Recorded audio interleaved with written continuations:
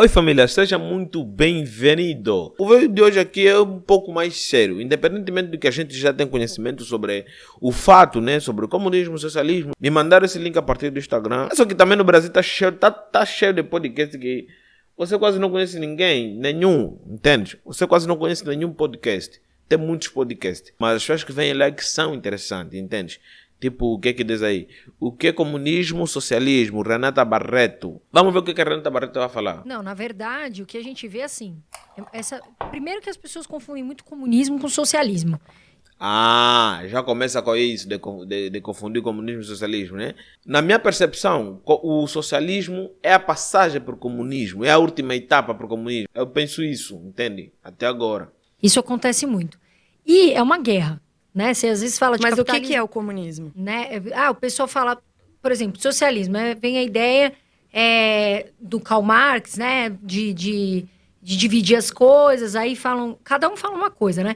E o comunismo, o pessoal não sabe. Então, mas vamos lá. O que é Né? comunismo e o que é socialismo? É simples. Você não sabe, tá com dúvida? Compra um livrinho pequenininho que chama Manifesto do Partido Comunista, escrito por Engels e Marx, que é a primeira manifestação deles em relação a essa doutrina. Porque antes existia o socialismo, que eles chamavam de socialismo utópico, e o Marx disse que inventou o socialismo científico, que de científico não tem nada, mas ele chamava Exatamente. assim. O Manifesto do Partido Comunista fala: o comunismo é o último estágio do socialismo.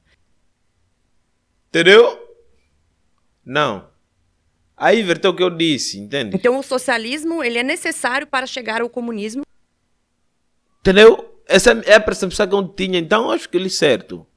Se é que ela está falando, está certo Só que também. você nem precisa chegar definitivamente no comunismo, que seria a extirpação do Estado burguês, para dar errado. Já dá errado antes. E aí todo mundo fala assim, não, mas na verdade é que o comunismo nunca existiu, ele foi deturpado. Mas não foi. Porque o socialismo, que tem ali algumas regras, imposto, aumentar muito o imposto, perder o direito à herança, acabar com a propriedade privada, todas as coisas que estão ali fazem parte da doutrina socialista. E a doutrina socialista, nesse livro, ela é imposta por meio da ditadura do proletariado, e aí chegaria no comunismo ao final. E ele nem explica direito, nem ali, nem no Capital, como que ele extirparia o Estado maximizando o Estado. E aí alguns filósofos, alguns estudiosos dizem que, na verdade, o que ele queria era somente tirar do poder as pessoas que ele considerava como burguês. Né? É basicamente isso. Mas o cara que escreveu com ele o Manifesto do Partido Comunista era super burguês, era filho de um industrial têxtil. É o que a gente falou, né? De comunista que fala e de repente você vê ele viajando para tal lugar. Eu lembro que a Juliana Paz, ela falou sobre delírios comunistas, e até eu quero que você comente aqui, porque você foi lá, né? Ela falou, se acontecer esses delírios comunistas aqui no Brasil, vai ser uma loucura, tudo. E ela se expressou, e ela foi altamente criticada.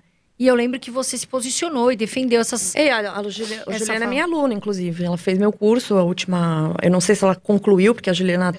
Essa senhora já dá para ver que manja do assunto. Quem é ela, então? Renata Barreto é uma economista. Entendi agora. Por isso que ela tá falando com muitas propriedades, mano.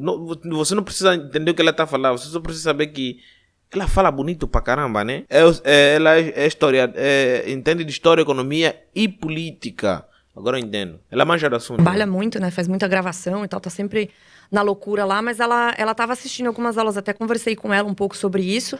E ela foi atacada também de novo quando eu fiz um post sobre Cuba.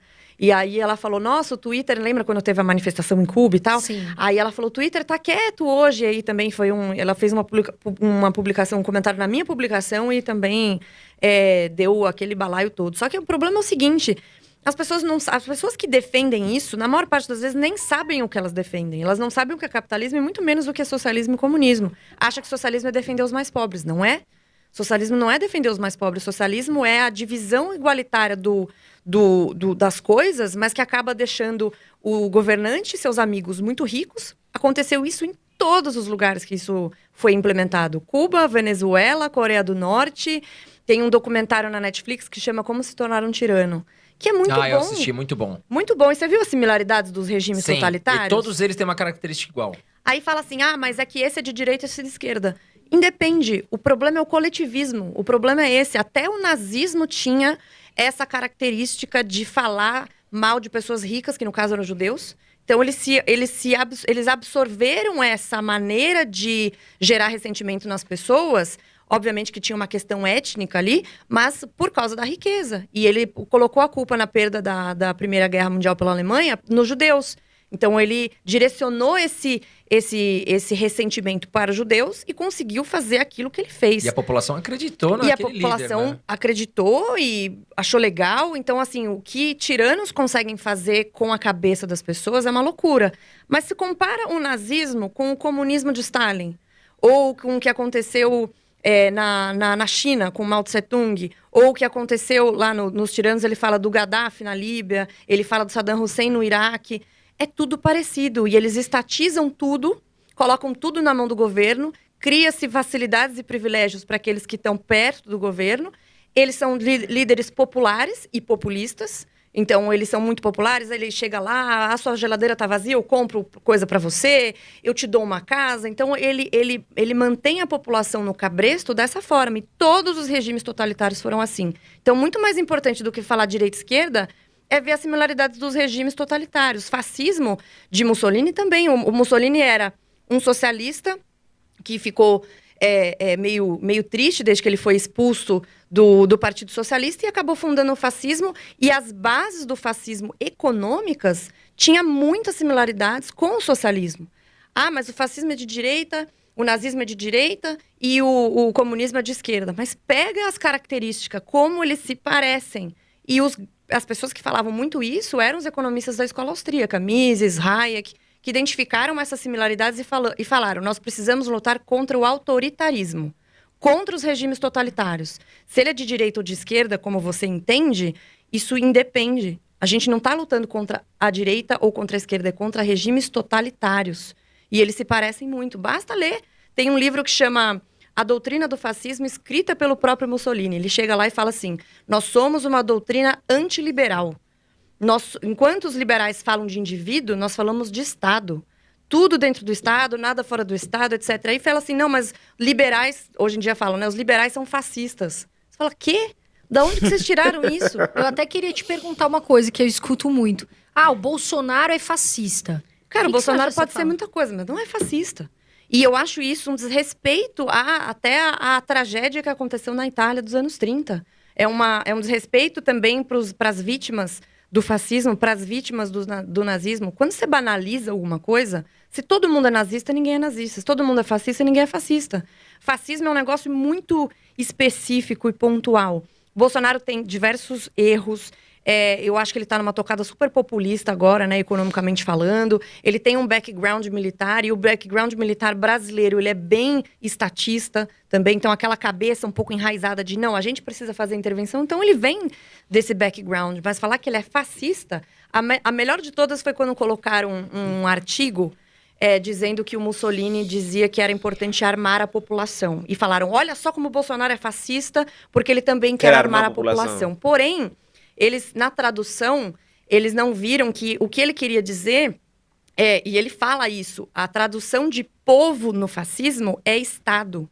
Porque eles falam em nome do povo, mas quem age em nome do povo é o Estado. Então, ele queria armar o Estado. E todos os locais que tiveram totalitarismo desarmaram a população, que é uma coisa meio óbvia, lógica, que se você tem a população armada, é muito mais difícil de fazê-las reféns das suas políticas, do seu totalitarismo. Porra, é verdade. Tem um livro, o nome dele é Hitler e o Desarmamento, que ele explora todos os artigos e os documentos secretos que foram encontrados depois sobre as formas de desarmar a população na Alemanha dos anos... final dos anos 30, começo dos anos 40. E foi assim que ele conseguiu, dentre outras formas, né, propaganda, etc., etc., armar a sua milícia e o Estado e tirar esse poder da população.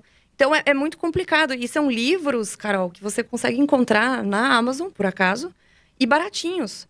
O Manifesto do Partido Comunista, A Doutrina do Fascismo, todos esses eu tenho em casa.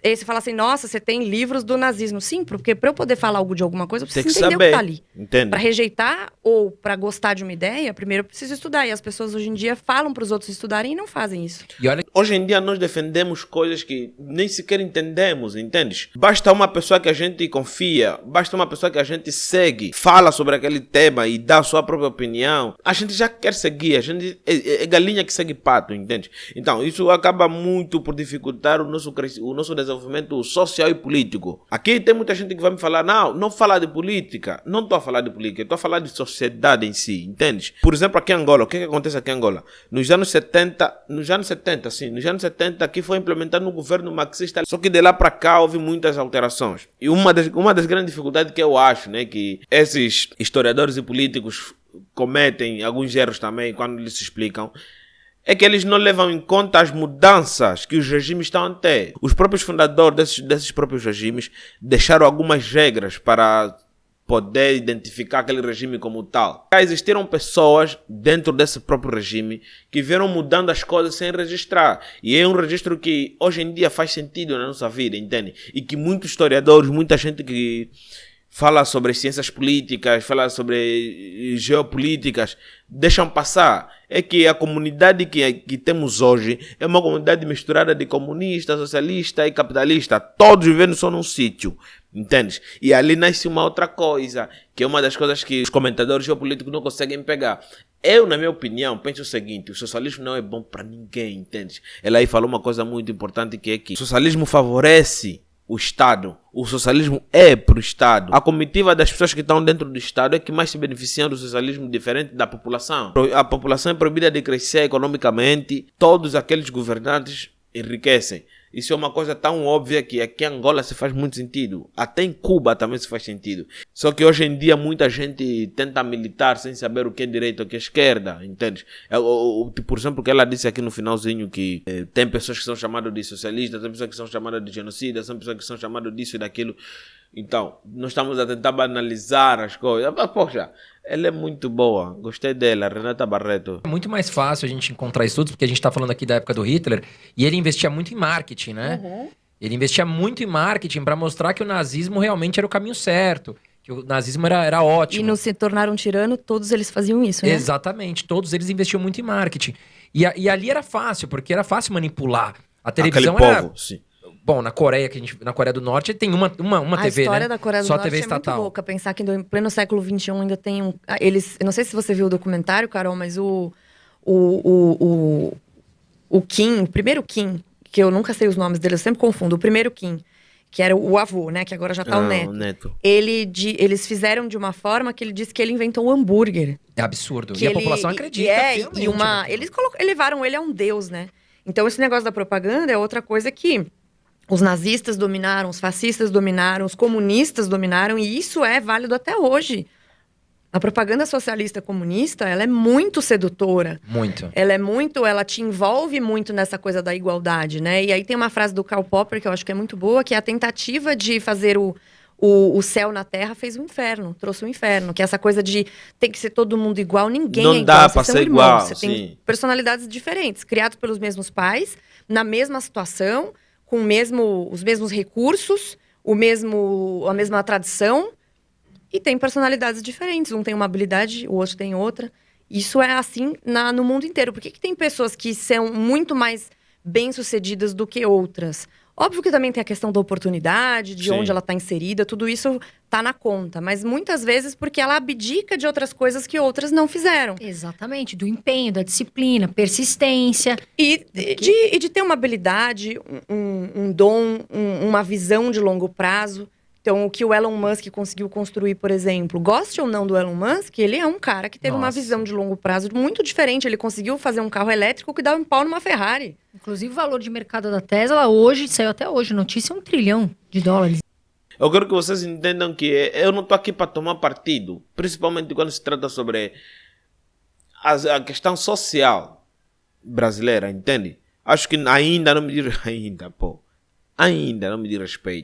Mas isso que a questão social brasileira acaba muito influenciando a questão social angolana. Por isso que eu sempre tento arranjar forma de saber sobre o teu caso, entende? Não é só porque uma pessoa é de esquerda ou de direita, que não tem nada para te oferecer, entende? Hoje em dia é muito difícil diferenciar o socialismo do comunismo, do capitalismo, sei lá o que, porque a população, a sociedade inteira fez uma salada russa, misturou, de tanto não saber o que eles defendem, acabam misturando uma coisa e acabam por defender uma coisa indireta que nem sequer eles têm noção.